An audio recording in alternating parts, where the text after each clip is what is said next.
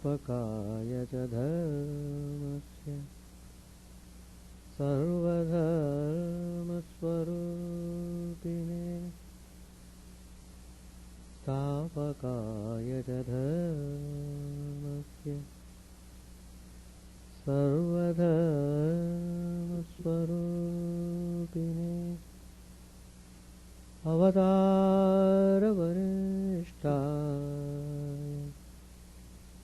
रामकृष्णाय ते नमः। असतो मा सद्गमय तमसो मा ज्योतिर्गमय मृत्योर्मामृतङ्गमय। ॐ शान्ति शान्ति शान्ति।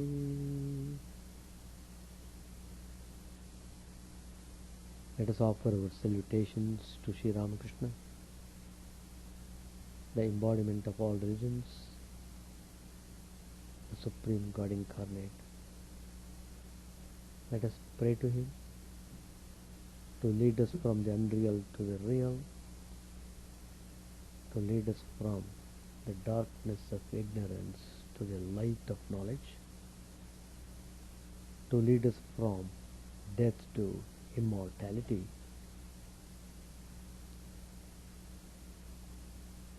We have been studying Gospel of Sri Ramakrishna.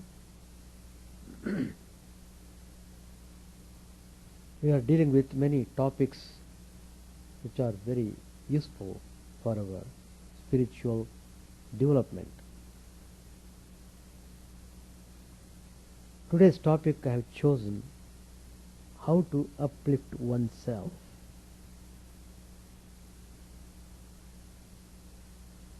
How to uplift oneself. That means we have to put forth struggle in order to uplift ourselves. And Lord Krishna has said very clearly in the Bhagavad Gita, Uddhare atmanatmanam natmanam avasadayet atmaiva hyatmano bandhuhu atmaiva ripuratmanaha. You have to lift yourself by your own self. You should not lower yourself because the Atman, the indwelling spirit, that is the friend of yourself, and that Atman alone will save you from all dangers. Whereas the mind, the lower self, the higher self is called Atman, the lower self is called mind. Mind behaves very peculiarly. Sometimes it behaves like a friend, and sometimes it behaves like an enemy.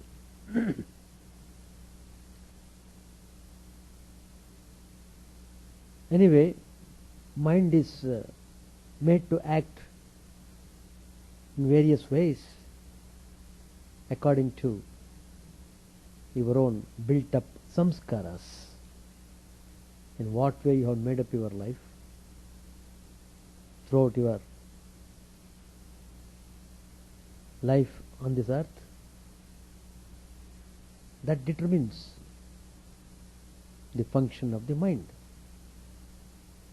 If you are always indulging in external things and pursuit of external objects for self-gratification, naturally mind is totally drawn towards them. Lord Krishna again tells, Indriyasya indriyasyarthe ragadvesho vyavasthitam tayorna vashamagachet tauhyasya paripanthinam.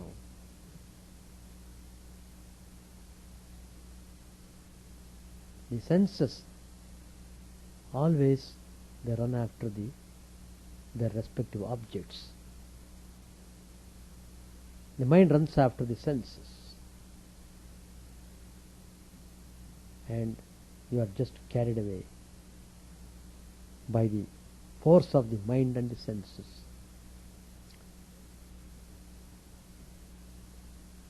So Lord Krishna warns, don't yield to them. Tayorna vashamagacchai. The mind and the senses, they are always functioning under the impact of likes and dislikes, attachment and aversion, ragadvesh. The whole world is just a game of ragadvesha, likes and dislikes, constant fight. If you go to the root is either raga, either attachment or aversion. That's all.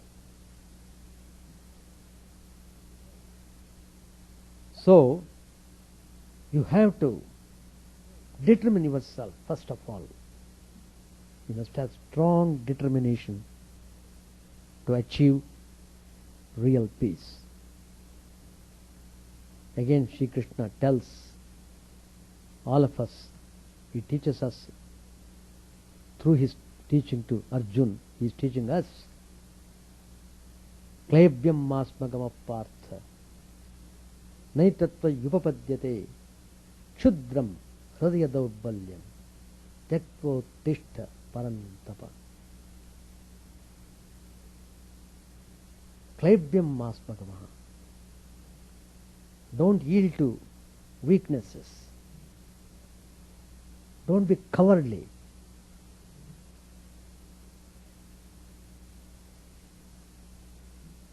So, Klebhyam masmagam partha naitvatva yupapadyate kshudram hridaya daubbalyam. You have made your heart tremendously weak. Why? Because of your indulging limitlessly in the things of the world. You are just swayed by all these worldly pulls. You are constantly under stress and strain. So as long as you are under the pull of these likes and dislikes, you will be constantly bothered. You can't have real peace at all. For one reason or other, you are being bothered. How can you have even a good sleep with these botherations? So, you have to exert yourself properly. Simply keeping quiet will not solve the problem at all.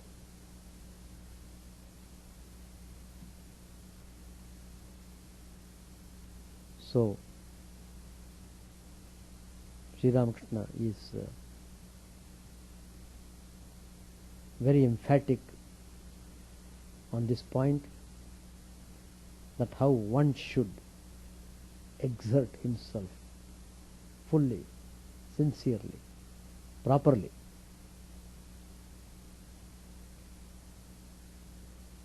He says in the Gospel,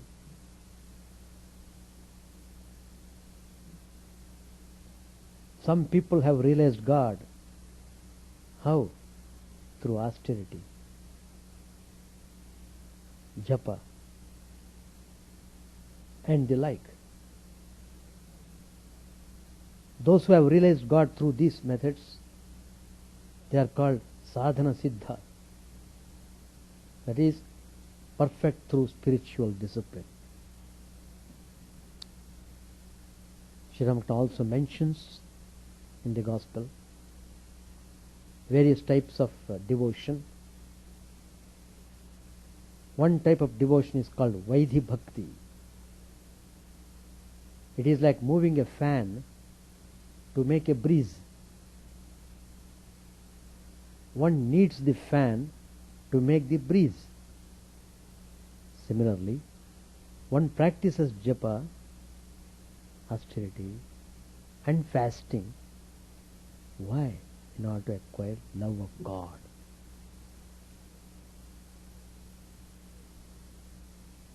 So, Sri Ramakrishna himself, how much he underwent tapas. 12 long years of tapas he did to get the vision of the Divine Mother. In another place, Sri Ramakrishna says, simply if you are sitting in a corner, if you simply say, I want to eat, I want to take food,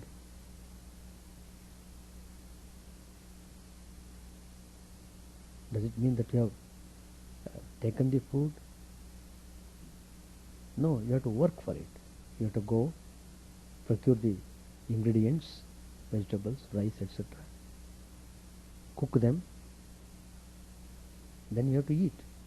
So all these processes are there. Without engaging yourself actively in the process, you can't simply get the result by just imagining and sitting in a corner.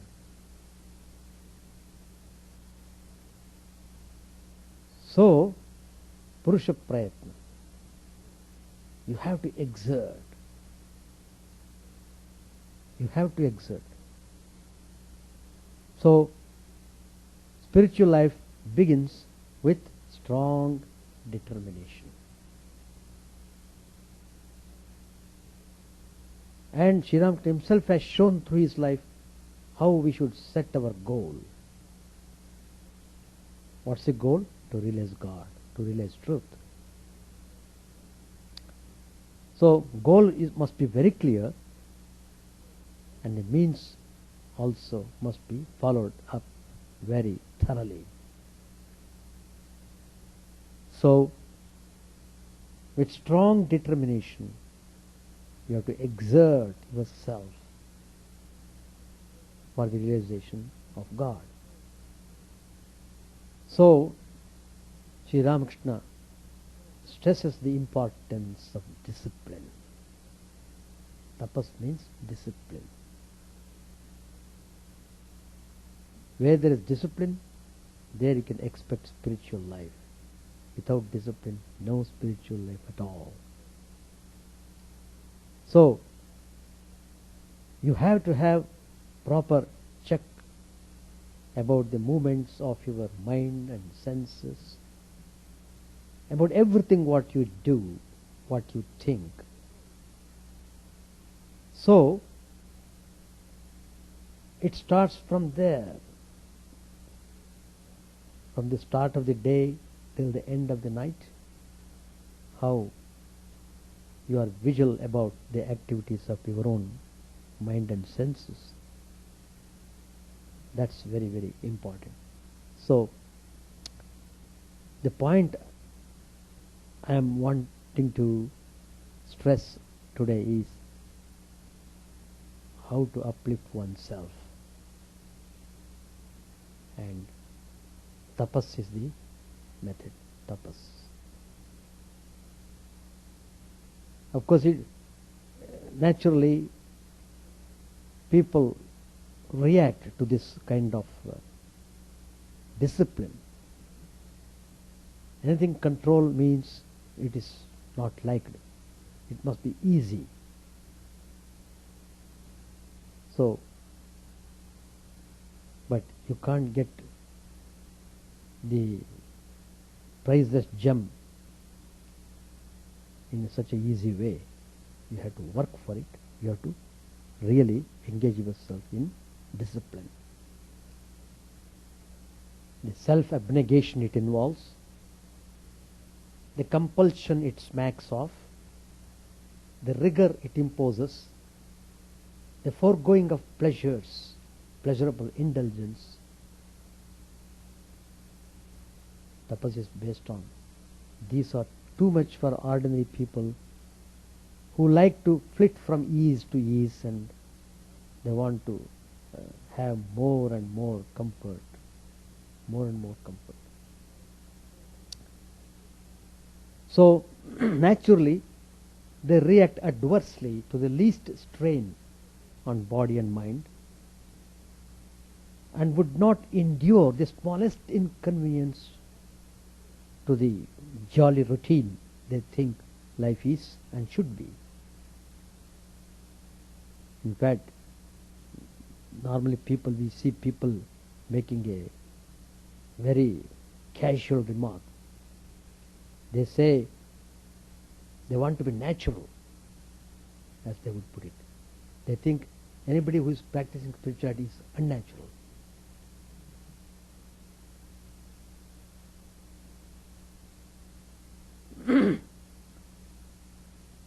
But we must know, tapas is what gives prestige to the personality. It is a sure sign of one's self-mastery. It is a symbol of non-enslavement to surface emotions and brute urges. It raises a person above the animal standard.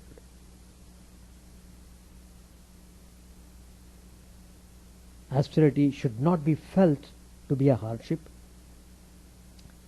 It is an aspect of higher individuality and must be welcomed as a purifying agent. It burns up many unsuspected nefarious tendencies in us and tones up our system. It is a healthy regulator of life and a constant safeguard against our succumbing to the lure of the flesh and the call of caprice. It is really natural to man. The opposite is natural only to the animal and never to man.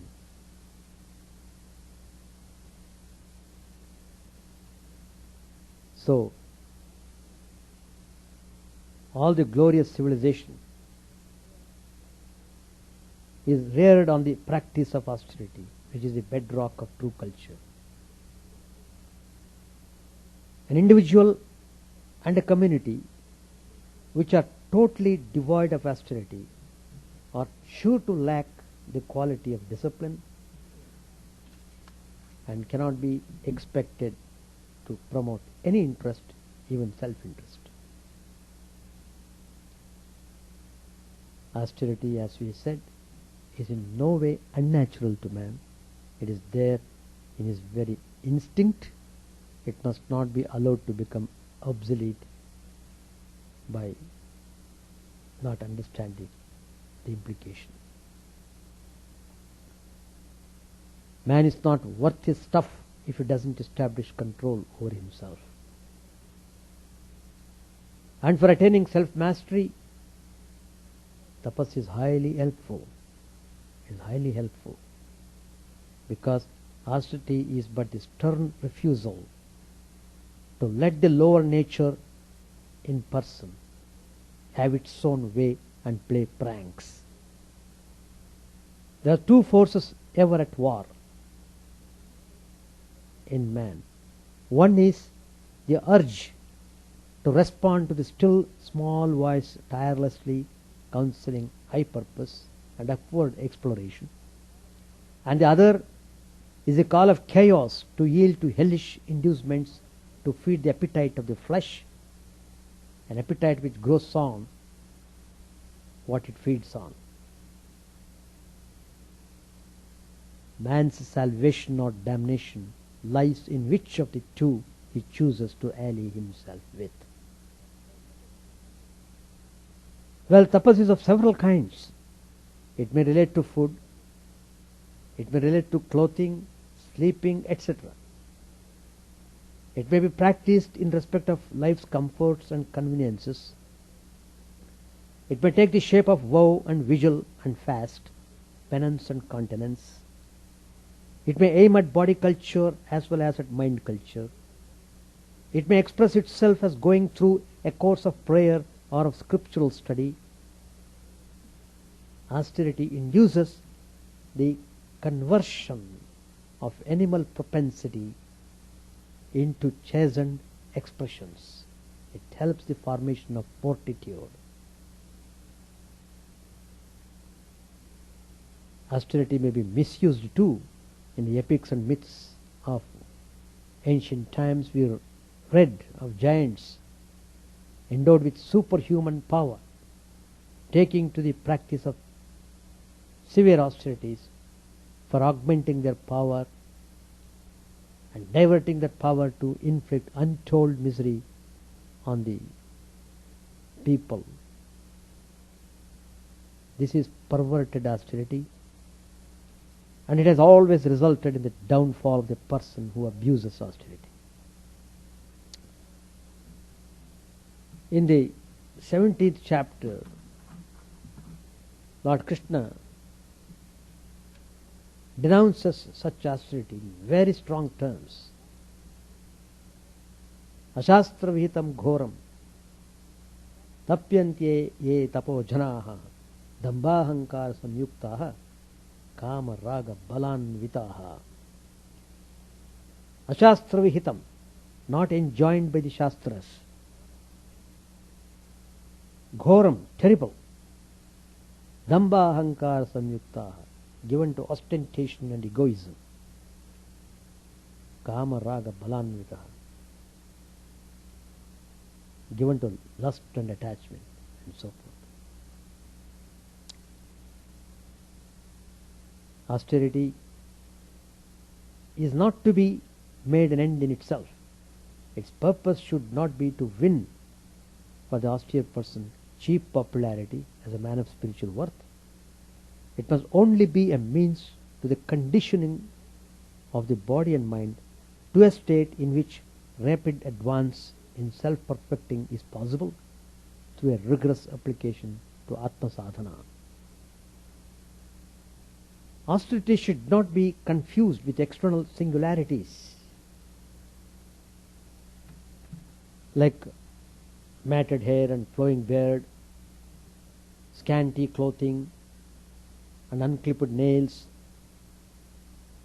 bad peculiarities and queer behavior.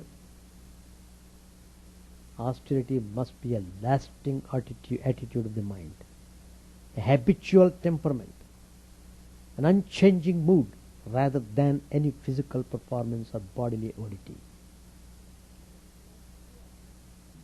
The Gita extols true austerity and clearly points out what its characteristics are. For instance, austerity on the bodily plane,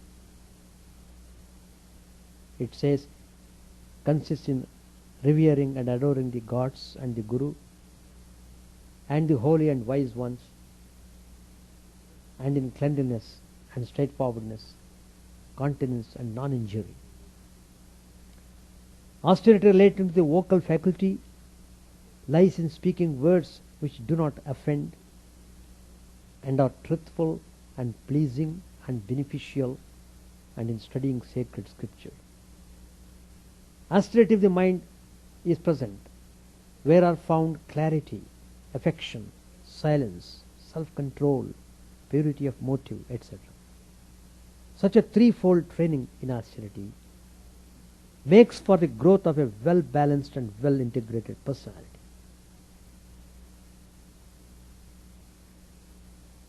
Unfortunately, the dust and the din of modern life and their effect on young and growing minds have generally been inimical to the cultivation of austerity. This is a situation which is not conducive to the preservation and intensification of our spiritual culture and tradition.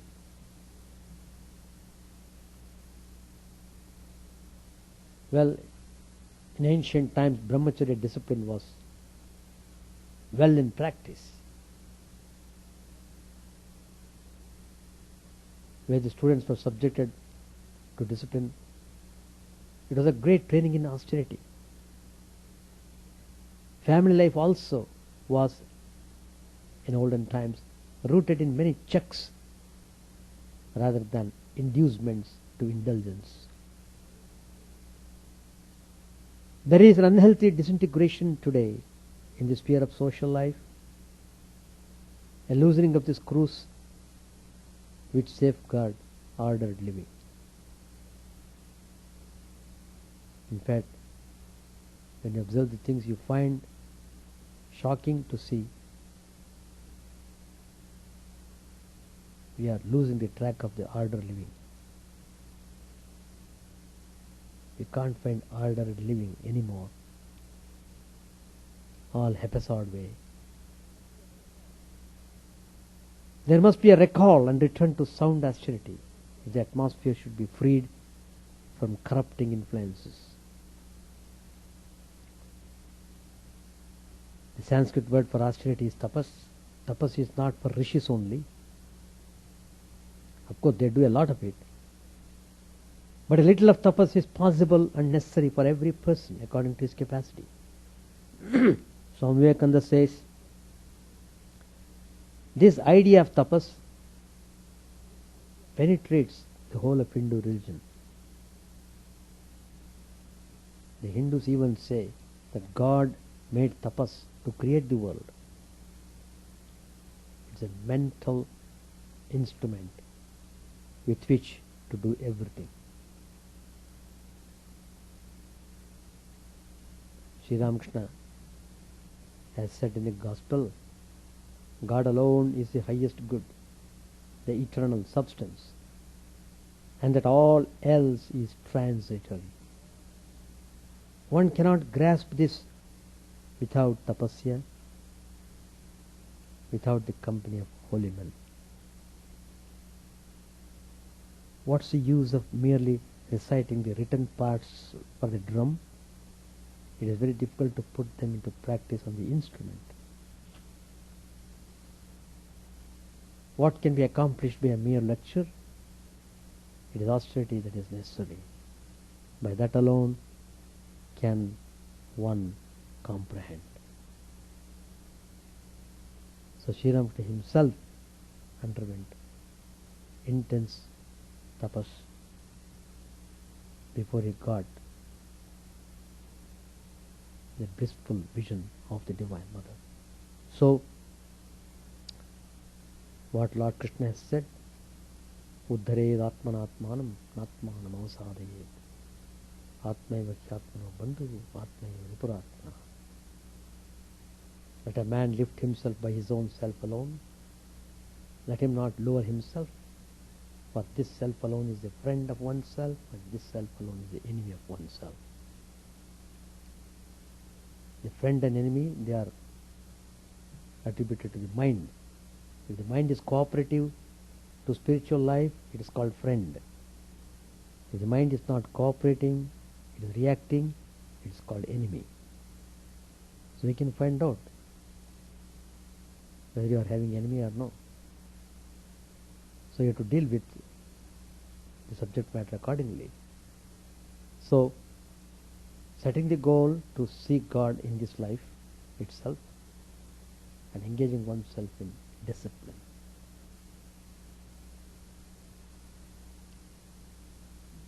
If we do that, we are sure to see God in this life itself.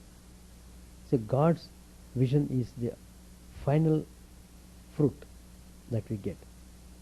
We get into that highest state of samadhi only when we reach a perfect state. That means when the mind is totally purified. It shouldn't have any imperfections and impurities. The impurities block the way. So it depends upon how each individual has so many samskaras in his mind inimical to spiritual life, and how far the samskaras are helpful to go towards spiritual goal. So it depends upon that. Anyway, spiritual life, I should say, is the real life. Non-spiritual life is not life at all. With these words I conclude this topic. Page 770. A ghost sought a companion. One becomes a ghost if one dies from an accident on Saturday or a Tuesday. So, whenever the ghost found someone who seemed to be dying from an accident on either of these days, he would run to him. He would say to himself that at least he had found his companion. But no sooner would he run to the man than he would see the man getting up. The man perhaps had fallen from a roof and after a few moments regained consciousness. Once Mathur Babu was in an ecstatic mood. He behaved like a drunkard and could not look after his work. At this all said, who will look after his estate if he behaves like that? Certainly the young priest has cast a spell upon him. Young priest means referring to Sri Ramakrishna. He was at that time a priest in the Kali temple. During one of Narendra's early visits, Sri Ramakrishna said, I touched his chest and he became unconscious. Regaining consciousness, he wept and said, oh, why did you do that to me? I have a father, I have a mother. This I and mine spring from ignorance. A guru said to his disciple, the world is illusory, come away with me. But revered sir, said the disciple, my people at home, my father, my mother, my wife, love me so much. How can you give them up? The Guru said, no doubt you now have this feeling of I and mine and say that they love you, but this is all an illusion of your mind. I shall teach you a trick and you will know whether they love you truly or not. Saying this, the teacher gave the disciple a pill and said to him, swallow this at home. You will appear to be a corpse, but you will not lose consciousness. You will see everything and hear everything. Then I shall come to your house and gradually you will regain your normal state. The disciple followed the teacher's instructions and lay on his bed like a dead person. The house was filled with loud wailing. His mother, his wife, and the others lay on the ground weeping bitterly. Just then a Brahmin entered the house and said to them, what's the matter with you? This boy is dead, they replied. The Brahmin felt his pulse and said, how is that? No, he is not dead. I have a medicine for him that will cure him completely. The joy of the relatives was unbounded. It seemed to them that heaven itself had come down into their house. But, said the Brahmin, I must tell you something else. Another person must take some of this medicine first, and then the boy must swallow the rest. But the other person will die. I see he has so many dear relatives here. One of them will certainly agree to take the medicine. I see his wife and mother crying bitterly. Surely they will not hesitate to take it. At once the weeping stopped and all sat quiet. The mother said, well, that's a big family. Suppose I die, mother tells. then who will look after the family? She fell into she fell into a reflective mood. The wife, who had been crying a minute before and bemoaning her ill luck, she said, "Well, he has gone the way of mortals. I have these 2 or 3 young children. Who will look after them if I die?" The disciples saw everything and heard everything. He stood up at once and said to the teacher, "Let us go, Reverend Sir. I'll follow you." All laugh. Another disciple said to his teacher, "Reverend Sir, my wife takes great care of me. It's for her sake that I cannot give up the world." The disciple practiced Hatha Yoga. The teacher taught him too a trick to test his wife's love. One day, there was a great wailing in his house. The neighbors came running and saw the Hatha Yogi seated in a posture, his limbs paralyzed and distorted. They thought he was dead. His wife fell on the ground, weeping piteously. "Oh, what has befallen me? How have you provided for our future? Oh, friends, I never dreamt I should meet such a fate." In the meantime, the relatives and friends had brought a cart to take the corpse out. But suddenly, a difficulty arose as they started to move it. Since the body was twisted and stiff, it could not be taken out through the door. A neighbor quickly brought an axe and began to chop away the door frame. The wife was crying bitterly. When she heard the sound of the axe, she ran to the door. "What are you doing, friends?" she asked, still weeping. The neighbor said, "We can't take the body out, so we are chopping away the door frame." "Please," said the wife, "don't do any such thing. I am a widow now. I have no one to look after me.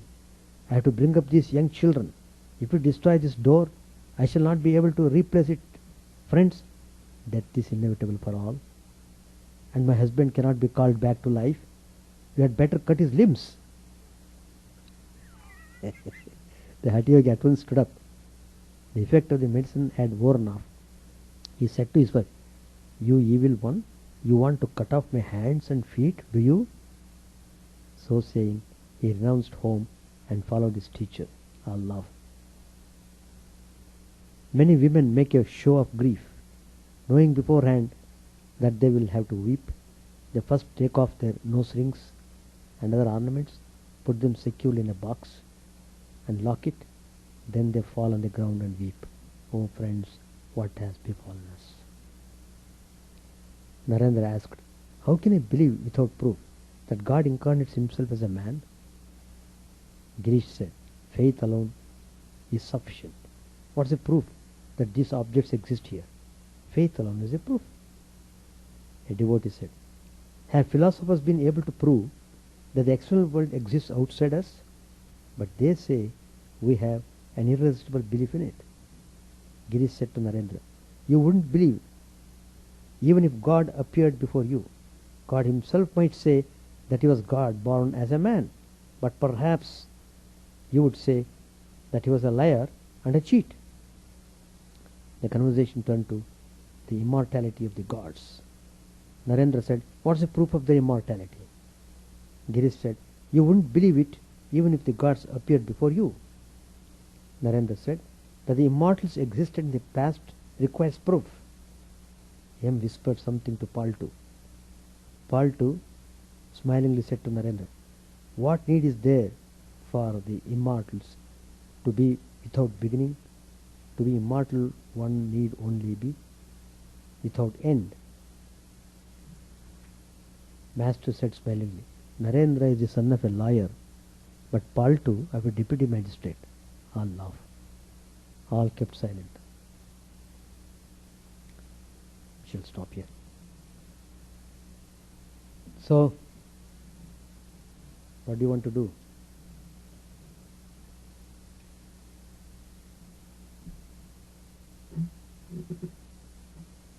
to take up spiritual life. That's the substance.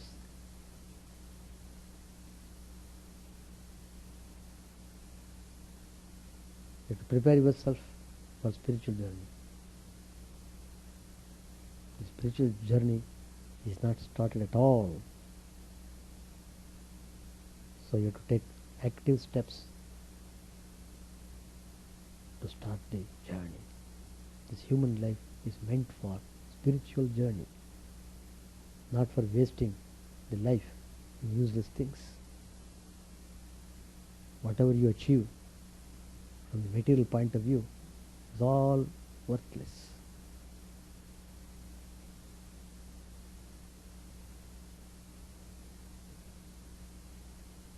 You must experience real peace and bliss. Now to do that, we have got this human body, human mind, intellect, senses, all these are geared up for accomplishing the goal. So we should take up some spiritual practice, undergo discipline in a systematic way, and be happy. That's the point. Any question? No questions at all. All questions are solved.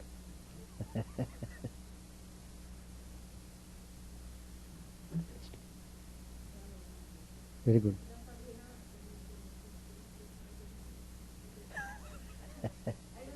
Anyway, that's all right. And chant the name of the Lord and His glory unceasingly, that the mirror of the heart may be wiped clean and quenched at mighty forest fire, worldly lust raging furiously within. Own name streamed down in moonlight on the lotus heart, opening its cup to knowledge of thyself, O self, drowned deep in the waves of His bliss, tasting His nectar at every step, bathing in His name that bought for weary souls. Various are thy names, O Lord, in each and every name thy power resides. No times are set, no rites are needful for chanting of thy name. So vast is thy mercy, how huge then is my wretchedness, who find in this empty life and heart no devotion to thy name. O my mind, be humbler than a blade of grass. Be patient and forbearing like a tree. Take no honor to thyself, give honor to all. Chant unceasingly the name of the Lord. O Lord and soul of the universe, mine is no prayer for wealth or revenue, the playthings of lust or the toys of fame. As many times as I may be reborn, grant me, O Lord, a steadfast love for thee. A drowning man in this world's fearful ocean, he is thy servant, O sweet one.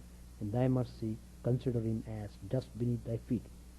Oh, how I long for the day when an instant's separation from thee, O Lord, will be as 1,000 years, when my heart burns away with its desire, and the world without thee is a heartless void. Prostrate at thy feet let me be, in unwavering devotion, neither imploring the embrace of thine arms, nor bewailing the withdrawal of thy presence, though it tears my soul asunder. O thou who steelest the hearts of thy devotees, do with me what thou wilt, for thou art my heart's beloved, thou and thou alone. O Lord, lead us from the unreal to the real, lead us from darkness to light, and lead us from death to immortality. May all be free from dangers, may all realize what is good, may all be actuated by noble thoughts, may all rejoice everywhere, may all be happy, may all be free from disease, may all realize what is good, may none be subject to misery. May the wicked become virtuous, may the virtuous attain tranquility, may the tranquil be free from bonds, may the freed make others free. May good betide all people, may the sovereign righteously rule the earth, may all beings ever attain what is good, may the worlds be prosperous and happy, may the clouds pour rain in time, may the earth be blessed with crops, may all countries be freed from calamity, may holy men live without fear.